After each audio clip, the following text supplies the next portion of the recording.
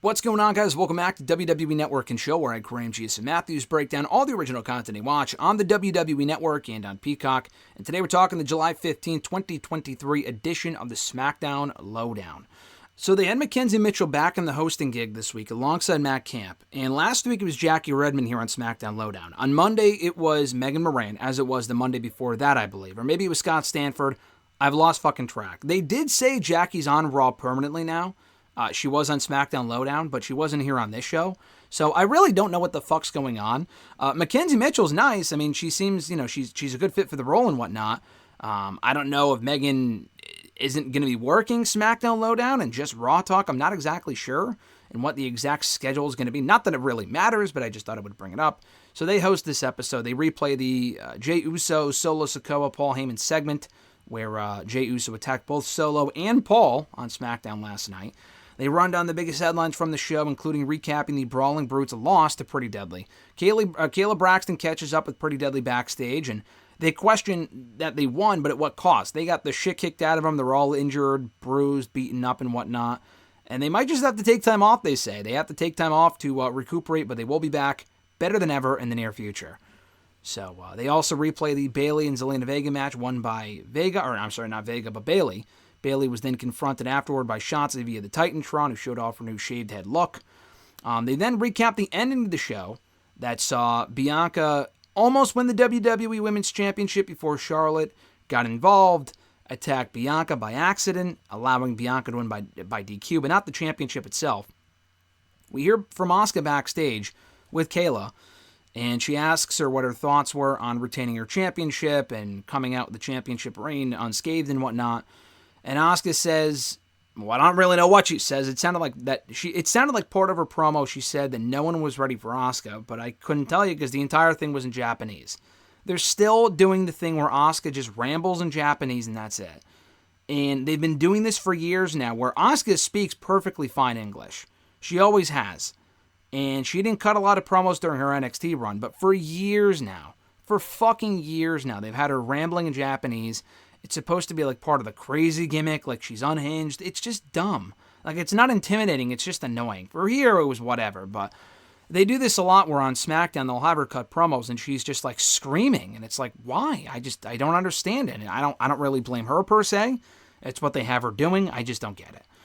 Matt Camp says that by the end of the show, nothing was settled. And I agree, but they did that on purpose because they're clearly setting up a triple threat match between Bianca, Asuka, and Flair for SummerSlam for the WWE Women's Championship. They replay the Bobby Lashley segment from outside of the building at one point during the show where he picked up the Street Profits in a limo. So I thought it was interesting they would replay that. That's clearly got to be headed somewhere. Matt Camp says that Bobby Lashley might be looking to make some new friends, knowing that WWE is full of stables right now with the Bloodline and Imperium and Damage Control and plenty of others. So he might be looking to make some new friends, and then I ask, well, you already had friends in Cedric Alexander and Shelton Benjamin. Why not just call them up? Or MVP, I guess, but we all know where that headed, which was nowhere earlier this year, and now he's trying to make some new friends, maybe to reform the Hurt Business. Time will tell. They recap the U.S. Championship Invitational, won by Escobar on SmackDown, the first four-way of two, the second one coming next week. Escobar beating Butch, AJ Styles, and Grayson Waller in that four-way to advance to 2 weeks from now, where he competes in that number one contenders match. We hear from the LWO backstage with Kayla Braxton, and Escobar says that it was one of the best nights of his life and career, and that the championship is coming to him and the LWO.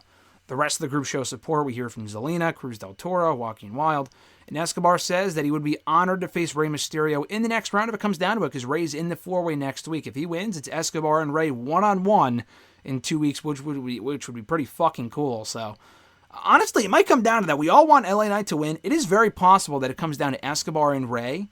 Maybe Escobar loses, and then he turns heel soon after. That is very possible. And maybe it ties in somehow to the Carlito debut, or return, rather, to WWE. Who knows?